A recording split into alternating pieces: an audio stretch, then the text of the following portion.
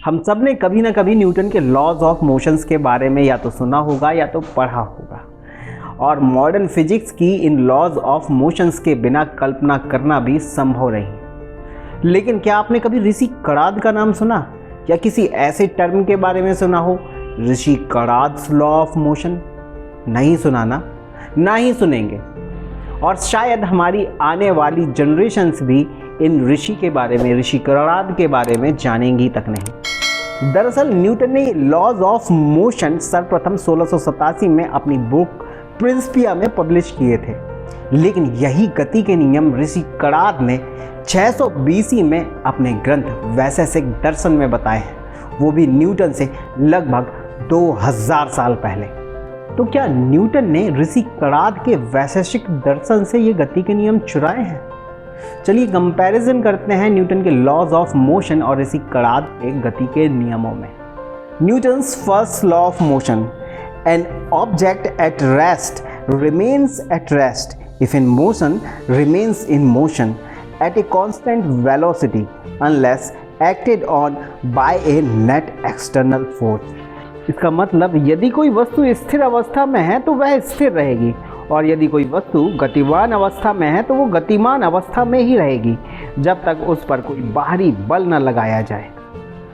तो ये बताया न्यूटन ने, लेकिन ऋषि कणाद क्या बताते हैं? वैशेषिक सूत्र अध्याय 1 भाग 1 श्लोक नंबर 20, संयोग विभाग वेगा नाम कर्म समानम ना द्रव्या नाम कर्मा। इसका मतलब if two bodies have to collide or move away, the cause is common, which is karma, and the karma cannot come from the body, it has to be external। इसी सूत्र के संदर्भ में आचार्य प्रशस्तिपाद अपने ग्रंथ धर्म संग्रह में लिखते हैं, वेगा निमित्त विशेषात कर्मणो जायते। कोई भी ऑब्जेक्ट तब तक गतिशील या विरामावस्था में रहेगा जब तक आप उस पर कोई बाहरी बल नहीं लगाते। इसी को हम फर्स्ट लॉ ऑफ मोशन और लॉ ऑफ इनर्शिया के नाम से जानते हैं। ऋषि कणाद का सेकेंड लॉ ऑफ मोशन, प्रयत्न विशेषानुमोदन विशेषा, मतलब किसी भी बॉडी की गति में परिवर्तन उस पर लगाए गए बल पर निर्भर करता है। और न्यूटन क्या कहते हैं? The rate of change of momentum of a body is directly proportional to the net external force applied. यानी न्यूटन का गति का द्वितीय नियम और ऋषि कणाद का नियम बिल्कुल सेम है।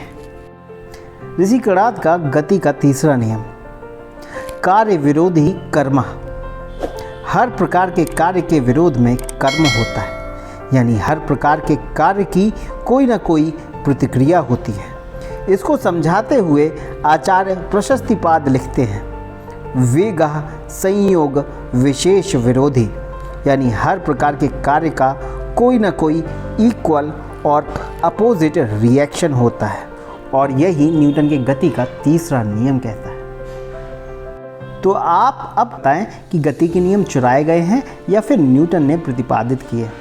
और ध्यान रखिए, वेस्ट के बुद्धिजीवियों के अनुसार न्यूटन ने सर्वप्रथम ग्रेविटी की खोज की थी, जबकि ऋषि कणाद वैशेषिक दर्शन में गुरुत्वाकर्षण का उल्लेख कर चुके हैं। इतना ही नहीं, परमाणु के बारे में भी ऋषि कणाद ने सर्वप्रथम बताया था, और वैशेषिक दर्शन इंडियन स्कूल ऑफ थॉट्स में से एक है। इट मीन्स भारत के गुरुकुलों में 2500 साल पहले भी फिजिक्स पढ़ाई जा रही थी। ये तो मात्र 3 गति के नियम हैं जिनके बारे में मैंने आपको बताया। ऐसे और भी सैकड़ों रहस्य हैं जो हमारे ग्रंथों में विद्यमान हैं और जिनके बारे में कोई नहीं जानता। क्या हम इन रहस्यों के बारे में जान पाएंगे, और जानेंगे तो कैसे? अपनी राय कमेंट बॉक्स में ज़रूर बताएं। वीडियो अच्छा लगा हो तो वीडियो को लाइक और चैनल को सब्सक्राइब करें। नमस्कार, जय हिंद।